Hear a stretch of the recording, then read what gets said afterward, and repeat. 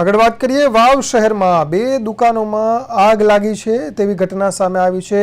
કપડા અને હેન્ડલૂમની દુકાનમાં આગ લાગી હતી। દુકાન પાછળ કચરો સળગતા દુકાનમાં આગ લાગી હતી।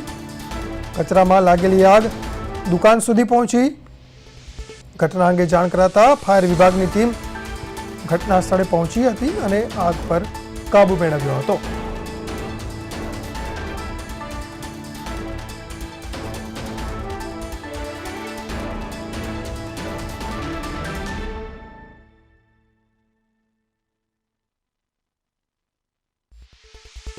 બે દુકાનોમાં આગ લાગવાની ઘટના। દુકાન પાછળ રહેલા કચરામાં પહેલા આગ લાગી અને કચરામાં લાગેલી એ આગ દુકાન સુધી પહોંચી। આગ લાગતા ધુમાડાના ગોટા ઊંચે સુધી જોવા મળ્યા હતા। લોકો એકઠા થઈ ગયા હતા। ઘટના અંગે જાણ કરવામાં આવતા ફાયર વિભાગની ટીમ ઘટના સ્થળે દોડી આવી હતી અને પાણીનો મારો કરી આગ પર કાબુ મેળવ્યો હતો।